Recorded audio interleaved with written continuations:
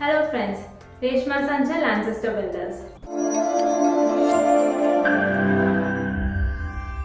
Today I'll be discussing on the topic rainwater harvesting. This is one of the most effective and simple methods of conserving water. This has been used for a very long time and nowadays used in almost all buildings, like commercial buildings, institutions like schools and colleges, and even in our residential apartments. So the most commonly used method in all these buildings is the rooftop rainwater harvesting. So let's have a look into what it is. So rooftop rainwater harvesting, it means the rainwater that is being collected in the catchment area. The catchment area is the rooftops. Is being taken through the pipes and taken to a storage tank, after which the water stored in these storage tanks is being utilized for various other purposes. So let us look into the various components of rooftop rainwater harvest. The first one is the catchment area.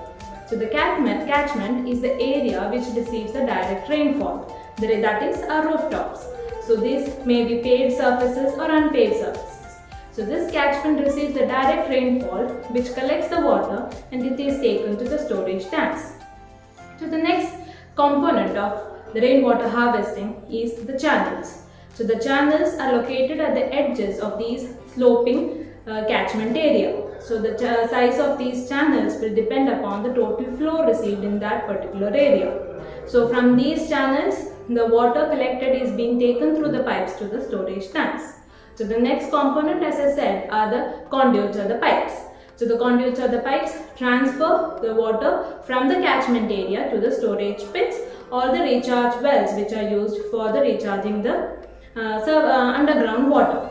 And the next one or the next component of rainwater harvesting are the filters. So the filters are mainly used to remove the grit or the floating materials that may be available in the collected rainwater. So the filters are available in various sizes and shapes. So the filters majorly contain some filter media like fiber or the granulated sand particles or the gravels, which are placed in layers so that the water can travel through these layers and the floating materials can be separated. So the filtered water is then taken to the storage tank. So as I said, the next component are the storage tanks. So storage tanks are used to store the rainwater collected for a certain period of time so that this water can be further used for various other purposes.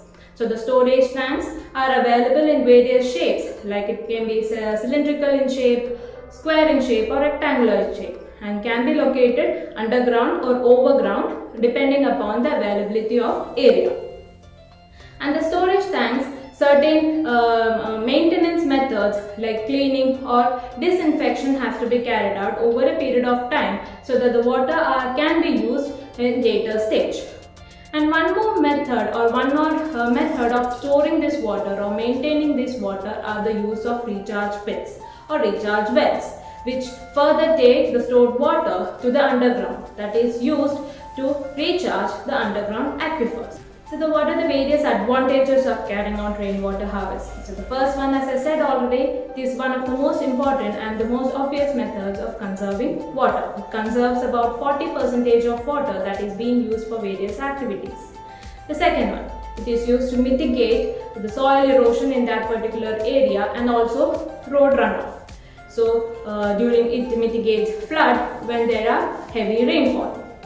The third one, it can be used as an alternative for the potable water that has been used for various purposes in our household activities. And the third, it is used to recharge the groundwater or the underground aquifers. So this was the information I wanted to share in this video. Thank you and take care.